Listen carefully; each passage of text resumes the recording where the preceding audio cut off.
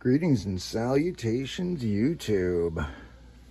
Just got back from the beach a couple of days ago and had a glorious flight the very first night. It was like 2-mile-an-hour winds out on the beach. It was really awesome.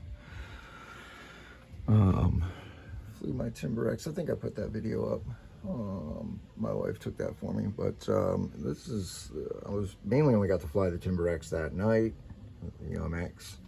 Because I wanted to see how it would be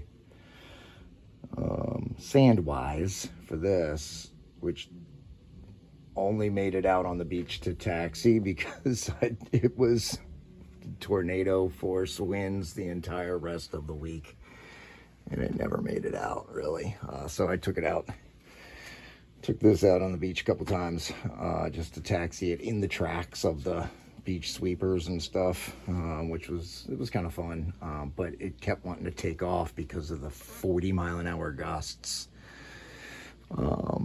However, some of those storms gave me some nice big puddles for flying this thing in and out of, which was kind of fun. I had a lot of radio interference. Ocean City, Maryland, like on the 85th Street-ish. Which is a lot of condos and stuff, and so I don't know if it's Wi-Fi or if everybody's using a friggin' 2.4 gigahertz CB radio out there or what, but I had, it was uncontrollable. I took it out just about every evening when the winds calmed down to 15 sustained and 30-mile-an-hour gusts. And so I just had a nice calm evening. This is a couple days now at home, and I did some repair work because a couple of the landings were rough while we were at the beach. So you see some band-aids on my floats. Sorry, it's hanging up to dry right now, and I'll show you why in a sec. Just now I took it out, and it was, oh man, super nice, real nice night. It flies beautifully when it's not at the beach apparently, but it got dark really quick, and I misjudged my landing point. Sorry. It was me picking at something. I was trying to pick at this little piece right here. But anyway, I misjudged my landing point. Got a little dark. I was just gonna skid it onto some grass, and there was a hill that started a little sooner than I had anticipated because it was dark. And so while I was out there, this is maybe 5-minute walk from the house, I've got a small tube. Oh my God, that's even getting worse now. I stuffed some cotton in there. I ended up using some of this because that float popped out of the mounts, and I didn't have my foam to foam with me, like a rookie move, man. So anyway, I used some of this stuff, which I'd used before on a few other pieces of landing gear. It held up pretty well, and I thought, even if it isn't foam safe, it's probably okay. It is currently eating away at the foam. It's a foam eating monster. I stuffed cotton in it, and somebody's letting off fireworks next door, I guess. I don't know. Anyway, it's currently eating this thing away. It has this, this is how it's supposed to look. Well, all right, maybe after a few repairs it's supposed to look like that. The little bit of glue that I did put in there, that plastic cement, has completely swallowed up that. And I put a lot back here too because it was like super ripped out. And so anyway, that's what I'm dealing with. Like I said, I shoved some cotton in there, and I used a Q-tip to try to wipe some of it out, and it wasn't working. I thought, well, if it's gonna suck this float into its, the mounting pieces in, I'm just gonna get them stuck in there forever.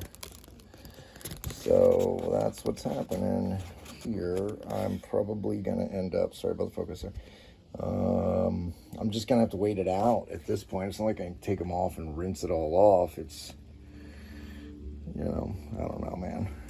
Anyway, the joys of RC modeling, I suppose. I figure it's got to dry soon, and then it'll hopefully stop eating my floats, and then I can start rebuilding it.